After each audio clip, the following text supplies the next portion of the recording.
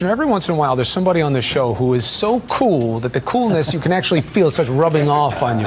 And we have one such gentleman today, Mr. Andy Williams. Just an incomparable voice. Of course you applaud. Who doesn't? Just a great American pop singer. Moon River, of course, the musical gem and the crown of an enviable recording career, and the signature song for his classic three-time Emmy-winning variety show. But now, for the first time in this book, Andy Williams is revealing the man behind the voice in a very candid memoir out today, Moon River and Me. Moon River, wider than a mile. His velvety voice was a constant in our living rooms and our hearts for a decade.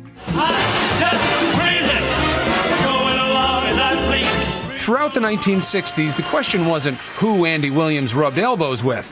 The simpler question was who he didn't. Because you're mine, I walk the line. Andy Williams rose to fame as part of the Williams Brothers, a singing quartet. Don't fence me in. By the time The Andy Williams Show debuted in 1962, Williams was a popular solo artist. I hope your troubles are few. On his show, Williams introduced America to such up-and-coming stars as the Osmond Brothers, and later, Donnie and Marie. I'm leaving it all up to you. He went on to win acclaim as longtime host of the Grammy Awards in the 1970s. The following decade, Ronald Reagan honored him. Andy Williams, I think we'll have to declare your voice a national treasure. Now 82, the beloved crooner continues to perform at his theater in Branson, Missouri, where his voice still dazzles.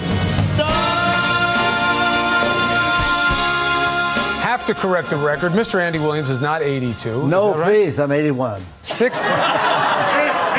81 and a half. 37, as the record clearly states. Thank you so much. Well, thank you, Chris. Thank you.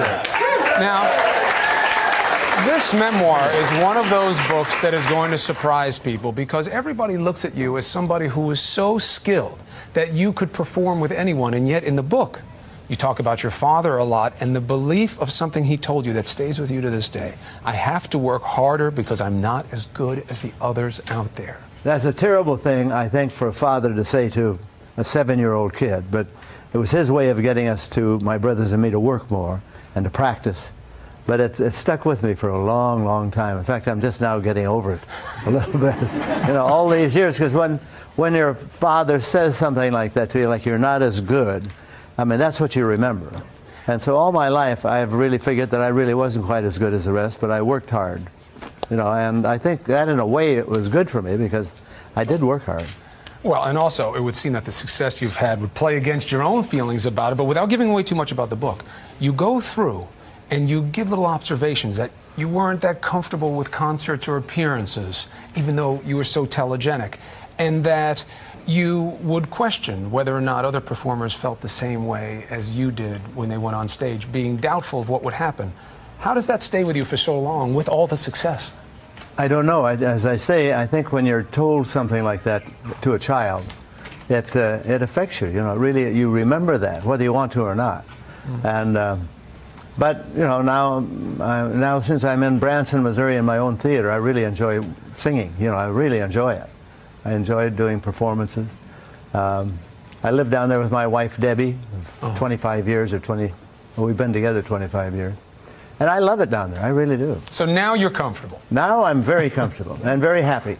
Well, good. It's good. And it's great that you're sharing with it in the book. Also interesting, you're trying something else new at 81 years of age, political commentary. You're giving an interview about the book, and they wind up making news with you talking about Barack Obama, criticism, that you feel he may want the country to fail. You're taken out of context? What's going on? Well, that's taken out of context, a lot of it. And it was an interview that I made to a reporter by phone in London.